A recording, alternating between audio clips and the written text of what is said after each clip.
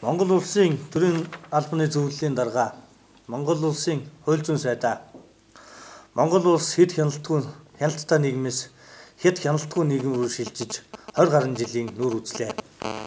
Энэ хугацаанд улс төрийн албан тушаалтан, төрийн тусгай албан тушаалтан, төрийн захиргаа, төрийн үйлчилгээний албан тушаалтан нарын буруутай үйл ажиллагаанаас болж ард иргэд хуулийн этгээдүүд хохирсоор байна.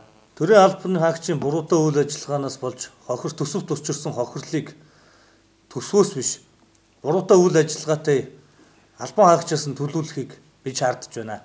Жишээлбэл 2011-12 онуудад 25.8 тэрбум төгрөгийг улсын төсвөөс гаргаж иргэд болон хуулийн этгээдүүд олгосон байдаг.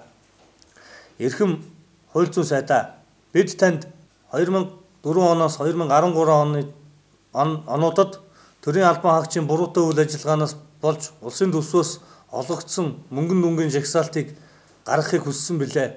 Одоо болтол бид албан бичгийн хариуг аваагүй байна. Та бидэнд Монгол улсын шилийн дансны тухай хуулийн дагуу буруутай үйл ажиллагаа гэлжилсэн, тэрэнд авсан арга хэмжээ, хяналт сайжруулсан талаарх ардан бичгийг ард иргэд бидэндээ гаргаж өгнө.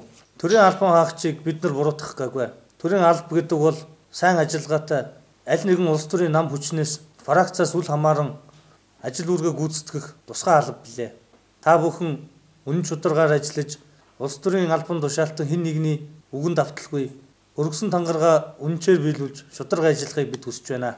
Монгол улсын иргэн бүр хууль шүүхийн өмнө тэгш хэрэгтэй байдаг. Эрхэм төрийн албан хаагч, улс төрийн ажилтан, төрийн тусгай, төрийн үйлчилгээний албан тушаалтан та бүхнийг өргөсөн тангарагтаа үнэнч байж шударга ажиллахыг бид хүсэж байна. Баярлалаа та бүхэн.